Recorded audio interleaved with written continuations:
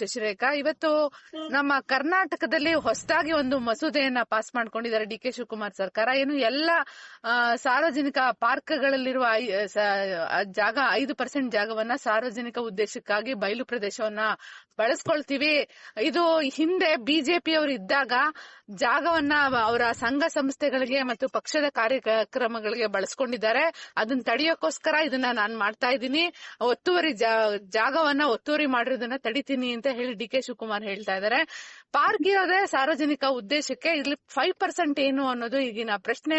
ನಮ್ಮ ಬೆಂಗಳೂರಿನಲ್ಲಿ ಅತಿ ಹೆಚ್ಚು ಪಾರ್ಕ್ಗಳನ್ನ ತುಂಬಾ ಚೆನ್ನಾಗಿ ಮಾಡಿರುವಂತಹ ಬಿಜೆಪಿ ಮುಖಂಡರು ಮತ್ತು ಕನ್ನಡಕ್ಕಾಗಿ ಹೋರಾಟ ಮಾಡ್ತಿರುವ ಎನ್.ಆರ್. ರಮೇಶ್ ಅವರನ್ನ ಮಾತನಾಡ್ಸೋಣ. ಸರ್ ನಮಸ್ಕಾರ. ಸರ್ ನಮಸ್ಕಾರ. ಹೇಳಿಮ್ಮ. ಸರ್, ತಾವು ಈಗಾಗಲೇ ನಿಮ್ಮ ಭಾಗದಲ್ಲಿ ಸಾಕಷ್ಟು ಪಾರ್ಕ್ಗಳನ್ನ ಚೆನ್ನಾಗಿ ಮಾಡಿದೀರಾ. ರಾಜ್ಕುಮಾರ್ ಹೆಸರು ಪಾರ್ಕ್ ಮಾಡಿದೀರಾ, ಅವೆಲ್ಲ ಚೆನ್ನಾಗಿ ಸುಸ್ಥಿತಿಯಲ್ಲಿವೆ. ಈಗ 5% ಮಾತ್ರ ಸಾರ್ವಜನಿಕ ಉದ್ದೇಶಕ್ಕೆ ಅಂತ ಹೇಳ್ತಿರಲ್ಲ, ಪಾರ್ಕ್ ಒಂದೇ 5% ಜನರಿಗೆ ಬಳಸ್ಬೇಕಾ? ಪಾರ್ಕ್ ಅನ್ನೋದೇ ಟೋಟಲಿ ಜನರದಲ್ವಾ?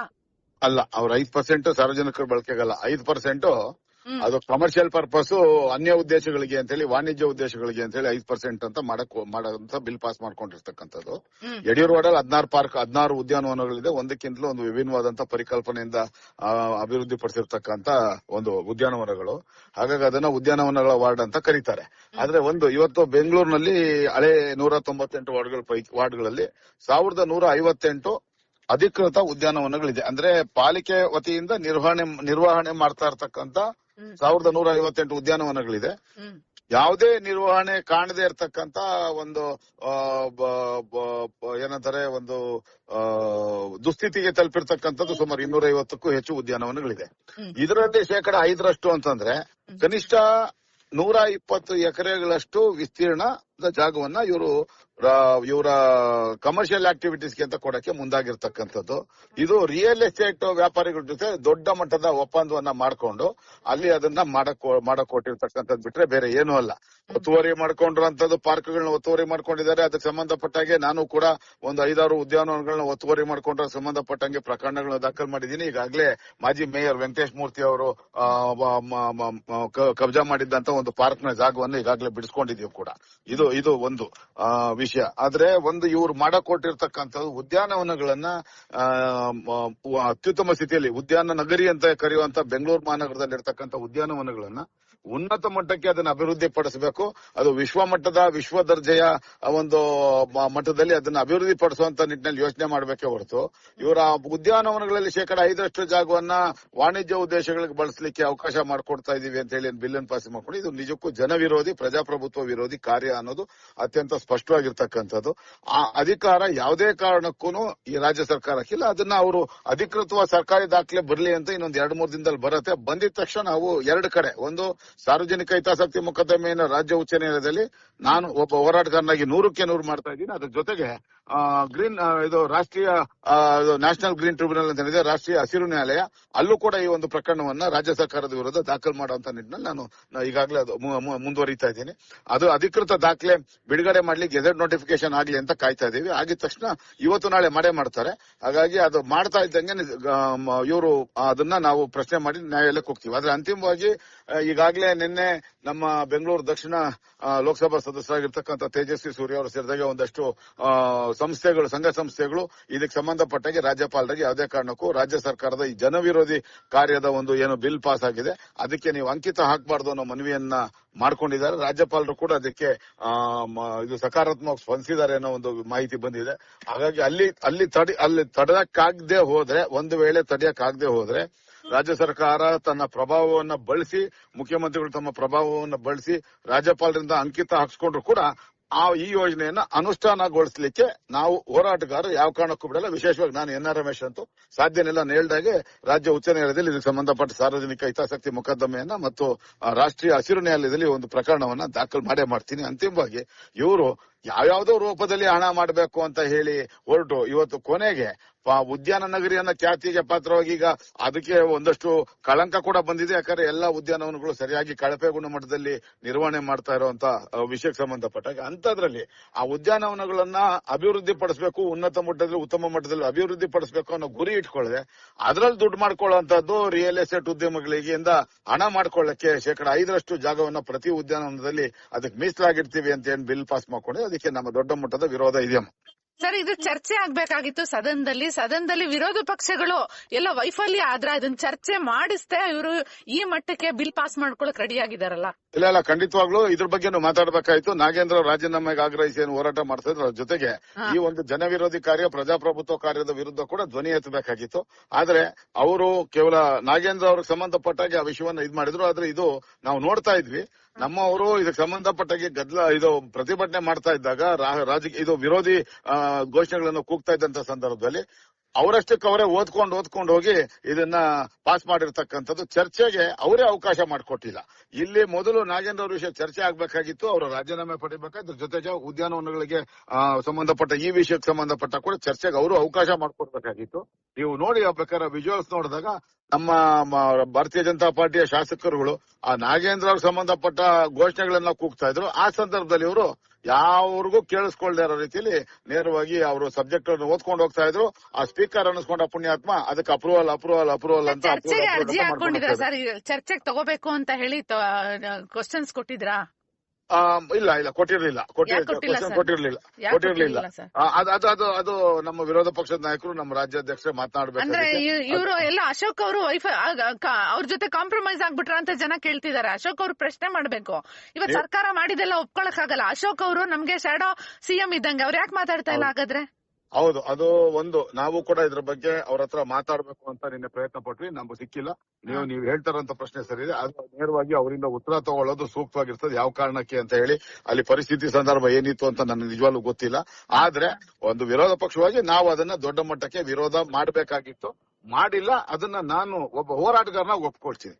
ಈಗ ನಾವು ಕನ್ನಡ ಮೀಡಿಯಾದಲ್ಲಿ ಪ್ರಶ್ನೆ ಕೇಳ್ತಾ ಇದ್ರೆ ಅವರು ಇಂಡಿಯಾ ಟುಡೇ ಕಾನ್ಕ್ಲೇವ್ ಹೋಗಿ ಅಲ್ಲಿ ಕ್ಲಾರಿಫಿಕೇಶನ್ ಕೊಟ್ಕೋತಾರೆ. ಅವರು ಅಂದ್ರೆ ಏನ್ ಲಂಡನ್ ಮಿನಿಸ್ಟರ್ ಅವರು ಡಿ ಕೆ ಶಿವಕುಮಾರ್ ಕರ್ನಾಟಕದಲ್ಲಿ ಕನ್ನಡದಲ್ಲಿ ಮಾತಾಡೋದನ್ನ ಅವಮಾನ ಅನ್ಕೊಂತಾ ಇದಾರೆ. ಈ ಇಂಗ್ಲಿಷ್ ಸಿಎಂ ಇಂದ ನಮ್ಗೆ ಏನ್ ಕನ್ನಡಕ್ಕೆ ಒಳ್ಳೇದಾಗ್ತಾ ಇದೆ ಸರ್? ಅದು ಇತ್ತೀಚೆಗೆ ಮುಖ್ಯಮಂತ್ರಿಗಳಾದ ನಂತರ ಡಿ ಕೆ ಶಿವಕುಮಾರ್ ಅವರು ಆಂಗ್ಲ ಭಾಷೆಗೆ ಹೆಚ್ಚು ಪ್ರಾತಿನಿಧ್ಯವನ್ನು ಕೊಡ್ತಾ ಇರ್ತಕ್ಕಂಥದ್ದು ನಾನು ನೋಡ್ತಾ ಇದ್ದೀನಿ. ಹಲವಾರು ಮಾಧ್ಯಮಗಳಲ್ಲಿ ಕೂಡ ಈ ಬಗ್ಗೆ ವಿಷಯಗಳು ಪ್ರಸ್ತಾಪ ಆಗಿದೆ, ಪ್ರಸಾರ ಆಗಿದೆ. ಅದು ಸರಿ ಇಲ್ಲ. ಹಾಗಾಗಿ ಇದು ಕನ್ನಡ ಮೀಡಿಯಾದವ್ರ ಕ್ಲಾರಿಫಿಕೇಶನ್ ಕೊಡೋದೇ ಇಲ್ಲ. ಅದೇ ಹೇಳ್ತಾ ಇರೋದು. ಅದು ಮೊದಲು ನಮ್ಮ ಮಾತೃಭಾಷೆಗೆ ಅವಕಾಶ ಕೊಡಬೇಕು, ಅದಕ್ಕೆ ಪ್ರಾತಿನಿಧ್ಯ ಕೊಡಬೇಕು. ಆಂಗ್ಲ ಭಾಷೆಯಲ್ಲಿ ಮಾತಾಡಿ ಏನ್ ಪ್ರಯೋಜನ ಇದೆ? ಯಾಕಂದ್ರೆ ಏನೇ ಇದ್ರು ಸಮಸ್ಯೆಗಳಿಗೆ ಉತ್ತರ ಕೊಡೋ, ಸಮಸ್ಯೆಗಳು ಸಿಲ್ಕಾಕೊಂಡವರು ಕನ್ನಡದವರೇ, ಸಮಸ್ಯೆಗಳಿಗೆ ಪರಿಹಾರ ಕೇಳ್ತಾ ಇರೋರು ಕನ್ನಡದವ್ರು. ಹಾಗಾಗಿ ಉತ್ತರ ಕೊಡಬೇಕಾಗಿರೋದು ಕೂಡ ಕನ್ನಡ ಭಾಷೆಯಲ್ಲೇ, ಮತ್ತೆ ಕನ್ನಡ ಮಾಧ್ಯಮಗಳು ಕೊಡಬೇಕು. ಕನ್ನಡ ಮಾಧ್ಯಮಗಳಿಂದ ಮಾತ್ರ ಕನ್ನಡ ನಾಡಿನ ಜನರನ್ನು ತಲುಪಲಿಕ್ಕೆ ಸಾಧ್ಯ. ಆಂಗ್ಲ ಭಾಷೆ ಮಾಧ್ಯಮಗಳನ್ನ ನೋಡುವಂತವ್ರು ಮೊದಲು ಎ ಶ್ರೇಣಿಯ ದರ್ಜೆಯಲ್ಲಿ ಇರ್ತಕ್ಕಂಥ ರಾಜ್ಯದಲ್ಲಿ ಒಂದು 3-4% ಜನ ಮಾತ್ರ. ಹಾಗಾಗಿ ಇಲ್ಲಿ ಅವರು ಯಾವುದೇ ಆದ್ರೂ ಕನ್ನಡಕ್ಕೆ ಒತ್ತು ಕೊಟ್ಟು ಮಾಡಬೇಕು, ಕನ್ನಡ ಮಾಧ್ಯಮಗಳು ಮಾತಾಡಬೇಕು, ಕನ್ನಡ ಭಾಷೆಯಲ್ಲಿ ಇದ್ ಮಾಡಬೇಕು. ಅದು ಇತ್ತೀಚೆಗೆ ಮುಖ್ಯಮಂತ್ರಿಗಳಾದ ನಂತರ ಅವರ ಮಾತಿನ ಇದು ಸ್ವಲ್ಪ ಬದಲಾವಣೆ ಆಗಿದೆ. ಅದರಲ್ಲಿ ಬಳಸುವಂತ ಭಾಷೆ ಬಹುತೇಕ ಆಂಗ್ಲ ಭಾಷೆದಾಗಿರುತ್ತೆ. ಇದಕ್ಕೆ ಸಂಬಂಧಪಟ್ಟಾಗ ಈಗಾಗಲೇ ಸಾಕಷ್ಟು ವಿರೋಧಗಳು ವ್ಯಕ್ತವಾಗಿದೆ. ಮುಂದಿನ ದಿನಗಳಲ್ಲಿ ಅವರಿಂತ ಕೆಲಸ ಮಾಡಬಾರ್ದು. ಅವರು ಕನ್ನಡ ಮೀಡಿಯಂ ಶಾಲೆನೆ. ಪಾರ್ಕ್ ಅಲ್ಲಿ ಶಾಲಿನಿ ರಜನೀಶ್ ಮ್ಯಾಪ್ ಅನ್ನೋ ಸಂಸ್ಥೆಗೆ ಒಂದು ಭೂಮಿಯನ್ನ ತಗೊಳಕ್ ಹೊರಟಿದ್ರು. ಆಗ ನಾವು ಎಲ್ಲಾರು ನಾವು ಎಲ್ಲ ಮಾತಾಡಿ ಅದನ್ನ ಸರ್ಕಾರ ಹಂಗ್ ಕೊಡಕ್ ಬರಲ್ಲ ಯಾವ್ದೋ ಸಂಸ್ಥೆಗೆ ಅಂತ ಹೇಳಿದ್ವಿ. ಈಗ ಮಸೂದನೆ ಮಾಡ್ಕೊಂಡು ಶಾಲಿನಿ ರಜನೀಶ್ಗೆ ಒಂದ್ ಕಡೆ ಸಹಾಯ ಮಾಡ್ಕೊಡ್ತಾರೆ, ಇನ್ನೊಂದ್ ಕಡೆ ಲಾಲ್ ಬಾಗ್ ಅಲ್ಲಿ ಅವರು ಟನಲ್ ಮಾಡ್ಬೇಕು. ಇದಕ್ಕೆಲ್ಲ ಉಪಯೋಗ ಮಾಡ್ಕೊಳಕ್ಕೆ ಇವರೆಲ್ಲ ಇಂತಹ ಷಡ್ಯಂತ್ರಗಳನ್ನ ಮಾಡ್ತಾ ಇದಾರಲ್ವಾ ಸರ್? ನೋಡಿ, ಮೊದಲನೇದಾಗಿ ಆ ಬಿಲ್ ಪಾಸ್ ಮಾಡ್ಕೊಂಡಿರೋದೇ ಮೊದಲನೇ ಉದ್ದೇಶ. ಲಾಲ್ ಬಾಗ್ ಹಾದು ಹೋಗುವಂತ ಏನ್ ಟನಲ್ ರಸ್ತೆ ಇದೆ, ಆ ಟನಲ್ ರಸ್ತೆಗೆ ಅವಕಾಶ ಮಾಡಿಕೊಡ್ಬೇಕನ್ನೋ ಒಂದು ಉದ್ದೇಶ ಇಟ್ಕೊಂಡು ಕೇವಲ ಲಾಲ್ ಬಾಗ್ ಮಾಡಿದ್ರೆ ದೊಡ್ಡ ಮಟ್ಟದ ಪ್ರತಿರೋಧ ಬರ್ಬೋದು ಅಂದ್ರೆ ಎಲ್ಲಾ ಉದ್ಯಾನವನಗಳಿಗೂ ಅನ್ವಯಿಸಿ ಮಾಡಿದ್ದಾರೆ. ಅದ್ರ ಮೂಲಕ ಲಾಲ್ ಬಾಗ್ ಕೆಳಗಡೆ ಟನಲ್ ರಸ್ತೆ ಹಾದು ಹೋಗೋದಕ್ಕೆ ಅವಕಾಶ ಮಾಡಿಕೊಡುವಂತದಕ್ಕೆ ಈ ಮಸೂದೆ ಸಹಕಾರಿಯಾಗುತ್ತೆ. ಆದ್ರೆ ಅದ್ರ ಜೊತೆಗೇನೆ ಎಲ್ಲಾ 1158 ಅಧಿಕೃತ ಉದ್ಯಾನವನಗಳು 250 ಅನಧಿಕೃತ ಉದ್ಯಾನವನಗಳಲ್ಲಿ 5% ಸ್ಥಾನ ಕೊಟ್ರೆ ಸುಮಾರು 120 130 ಎಕರೆಗಳಷ್ಟು ಜಾಗ ಈ ಕಂಡೋರ್ ಪಾಲು, ಈ ನಮ್ಮ ಈ ಉದ್ಯಮಿದಾರರು ಕಮರ್ಷಿಯಲ್ ಆಗಿರ್ತಕ್ಕಂಥವ್ರ ಪಾಲಾಗ್ತದೆ. ಅಲ್ಲಿಗೆ ಆ ಉದ್ಯಾನವನದ ವಾಸ್ತವತೆ ಹೋಗ್ಬಿಡ್ತದೆ, ಮತ್ತೆ ಆ ಉದ್ಯಾನವನಕ್ಕೆ ಇರ್ತಕ್ಕಂತ ಪ್ರಾಮುಖ್ಯತೆ ಹೋಗ್ಬಿಡ್ತದೆ, ಮತ್ತೆ ಆ ಉದ್ಯಾನವನದಲ್ಲಿ ಕೇವಲ ವಾಣಿಜ್ಯ ಚಟುವಟಿಕೆಗಳಿಗೆ ಹೆಚ್ಚು ಅವಕಾಶ ಮಾಡಿಕೊಟ್ಟಂಗೆ ಆಗ್ತದೆ. ಹಾಗಾಗಿ ಅದಕ್ಕೆ ದೊಡ್ಡ ಮಟ್ಟದ ವಿರೋಧ ಸಾರ್ವಜನಿಕರು ಮಾಡಬೇಕು, ಎಲ್ಲಾ ಹೋರಾಟಗಾರರು ಮಾಡಬೇಕು. ಇದ್ರ ಜೊತೆಗೆ ಸುಪ್ರೀಂ ಕೋರ್ಟ್ ಹೇಳಿದೆ, ಸಾರ್ವಜನಿಕವಾಗಿ ಬಳಕೆಗಾಗಬೇಕು ಉದ್ಯಾನವನಗಳು, ಕನ್ಸ್ಟ್ರಕ್ಷನ್ ಇರಬಾರದು, ಅದೊಂದು ಲಂಗ್ ಸ್ಪೇಸ್ ಅಂತ ಹೇಳಿದ್ದಾರೆ. ಇದು ಈ ಕಾನೂನು ಡಿ.ಕೆ. ಶಿವಕುಮಾರ್ ಅವ್ರಿಗೆ ಅನ್ವಯಿಸಲ್ವಾ? ಅವ್ರು ಅಷ್ಟೊಂದು ಕಾನೂನಿಗಿಂತ ಅತೀತರಾಗ್ಬಿಟ್ಟಿದಾರಾ? ನೋಡಿ, ಎಲ್ಲಾ ಸುಪ್ರೀಂ ಕೋರ್ಟ್, ಸರ್ವೋಚ್ಚ ನ್ಯಾಯಾಲಯ ಸ್ಪಷ್ಟವಾಗಿ ಹೇಳಿರ್ತಕ್ಕಂಥದ್ದು, ಮತ್ತೆ ನ್ಯಾಷನಲ್ ಗ್ರೀನ್ ಟ್ರಿಬ್ಯುನಲ್ ಸ್ಪಷ್ಟವಾಗಿ ಹೇಳಿರ್ತಕ್ಕಂಥದ್ದು, ಎಲ್ಲಾ ಉದ್ಯಾನವನಗಳು ಕೂಡ ನೋ ಡೆವಲಪ್ಮೆಂಟ್ ಏರಿಯಾ ಅಂತ ಪರಿಗಣನೆ ಮಾಡಲೇಬೇಕು ಅಂತ ಆದೇಶ ಮಾಡಿದೆ. ಅಲ್ಲಿ ಯಾವುದೇ ಪರ್ಮನೆಂಟ್ ಸ್ಟ್ರಕ್ಚರ್ ಬರ್ಲಿಕ್ಕೆ ಸಾಧ್ಯನೇ ಇಲ್ಲ, ಬರಲೂಬಾರದು. ಅದು ದೊಡ್ಡ ಮಟ್ಟಕ್ಕೆ ಇದು ನ್ಯಾಯಾಲಯದ ಆದೇಶದ ಉಲ್ಲಂಘನೆ ಆಗ್ತದೆ. ಆದ್ರೂ ಕೂಡ ಇವರು ಅದನ್ನೆಲ್ಲ ಪರಿಗಣನೆ ತಗೊಳ್ಳದೆ ಮಾಡ್ಕೊಂಡಿರ್ತಕ್ಕಂಥದ್ದು. ಹಾಗಾಗಿ ಇದನ್ನ ನಮ್ಮ ಘನತೆಯುತ ರಾಜ್ಯಪಾಲರು ಇದನ್ನೆಲ್ಲ ಪರಿಗಣಿಸಿ ಆ ಬಿಲ್ ಅನ್ನ ವಾಪಸ್ ಕಳಿಸ್ತಾರೆ ಅನ್ನೋ ಒಂದು ದೊಡ್ಡ ಭರವಸೆ, ವಿಶ್ವಾಸ ನಮ್ಗಿದೆ. ತಾವು ಇದನ್ನ ಮುಂದಿನ ದಿನಗಳಲ್ಲಿ ಈಗ ಕಾನೂನು ಹೋರಾಟ ಬಿಟ್ಟು ಯಾವ ರೀತಿ ಜನಕ್ಕೆ ಅವೇರ್ ಮಾಡ್ತೀರಾ ಸರ್? ಮುಂದಿನ ದಿನಗಳಲ್ಲಿ ಜನರಿಗೆ ತಿಳಿಸುವಂತ ಕೆಲಸ 100 ಮಾಡೇ ಮಾಡ್ತೀವಿ, ಮಾಧ್ಯಮಗಳ ಮೂಲಕ, ಸಾಮಾಜಿಕ ಜಾಲತಾಣಗಳ ಮೂಲಕ. ಅದ್ರ ಜೊತೆಗೇನೆ ಒಬ್ಬ ಹೋರಾಟಗಾರನಾಗಿ ನಾವು ಮಾಡ್ತೀವಿ. ನಂತರ ಬಹಳಷ್ಟು ನೂರಾರು ಸಂಖ್ಯೆಯಲ್ಲಿ ಪ್ರಕರಣಗಳು ದಾಖಲಾಗಬೇಕು, ಸಾರ್ವಜನಿಕ ಹಿತಾಸಕ್ತಿ ಮೊಕದ್ದಮೆಗಳು ದಾಖಲಾಗಬೇಕು, ರಾಷ್ಟ್ರೀಯ ಹಸಿರು ನ್ಯಾಯಾಲಯದಲ್ಲಿ ನೂರಾರು ಪ್ರಕರಣ ದಾಖಲಾಗಬೇಕು. ಅವಾಗ ಮಾತ್ರ ಈ ಸರ್ಕಾರಕ್ಕೆ ಒಂದು ಎಚ್ಚರಿಕೆಯನ್ನ ಕೊಡುವಂತ, ಬಿಸಿ ಮುಟ್ಟಿಸುವಂತ ಕೆಲಸವನ್ನ ಮಾಡ್ದಂಗಾಗತ್ತೆ. ಕೇವಲ 1-2 ಪ್ರಕರಣಗಳು ದಾಖಲಾದ್ರೆ ಸಾಲದು, ಸಾಲಾಗಿ ಒಂದರಿಂದ ಒಂದು ನೂರಾರು ಪ್ರಕರಣಗಳು ಇದಕ್ಕೆ ಸಂಬಂಧಪಟ್ಟ ಇದ್ರ ವಿರುದ್ಧವಾಗಿ ದಾಖಲಾಗಬೇಕು. ಅವಾಗ ಮಾತ್ರ ಇಂಥ ಸರ್ಕಾರಗಳು ಇಂಥ ಉಚ್ಚಾಟದ ತುಘಲಕ್ ದರ್ಬಾರಿನ ನಿರ್ಧಾರಗಳನ್ನ ಮುಂದಿನ ದಿನಗಳಲ್ಲಿ ತಗೊಳ್ಳೋದಕ್ಕೆ ಒಂದು ಕಡಿವಾಣ ಹಾಕುವಂತ ಕೆಲಸ ಮಾಡಕ್ಕೆ ಅವಕಾಶ ಇರ್ತದಮ್ಮ. ಸರ್, ಅವರು ಬಿಜೆಪಿ ಇದ್ದಾಗ ಪೇ ಸಿಎಂ ಅಂತ ಮಾಡಿದ್ರು, ಈಗ ರಿಯಲ್ ಎಸ್ಟೇಟ್ ಸಿಎಂ ಅಂತ ನೀವ್ಯಾಕೆ ಅವ್ರನ್ನ ಪ್ರಶ್ನೆ ಮಾಡ್ತಾ ಇಲ್ಲ?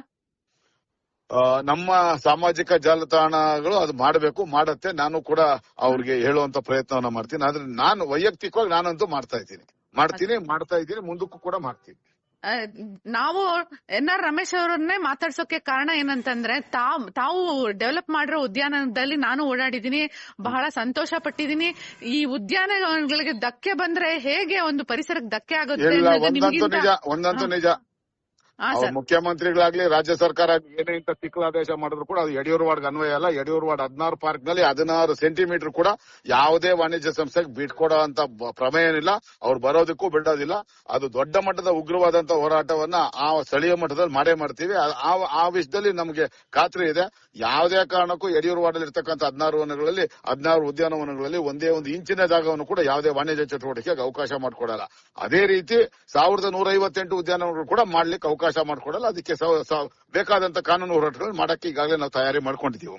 ಇದು ಓನ್ಲಿ ಬೆಂಗಳೂರು ಮಾತ್ರ ಸರ್, ಇಡೀ ರಾಜ್ಯದಲ್ಲಿರೋ ಉದ್ಯಾನವನಗಳು ಮುಂದೆ ಎಕ್ಸ್ಟೆಂಡ್ ಮಾಡ್ಕೋಬಹುದಾ ಇವರು? ಹೌದು, ಇದು ಅಂದ್ರೆ ಕರ್ನಾಟಕಕ್ಕೆ ಅನ್ವಯ ಆಗತ್ತೆ. ಹಾಗಾಗಿ ಎಲ್ಲ ಕರ್ನಾಟಕದಲ್ಲಿ ಇರ್ತಕ್ಕಂಥ ಎಲ್ಲ 57 ಮಹಾನಗರಗಳೇನಿದೆ, 57 ಮಹಾನಗರಗಳಲ್ಲಿ ಕೂಡ ಇದು ಕಾನೂನು ಅನ್ವಯ ಆಗತ್ತೆ.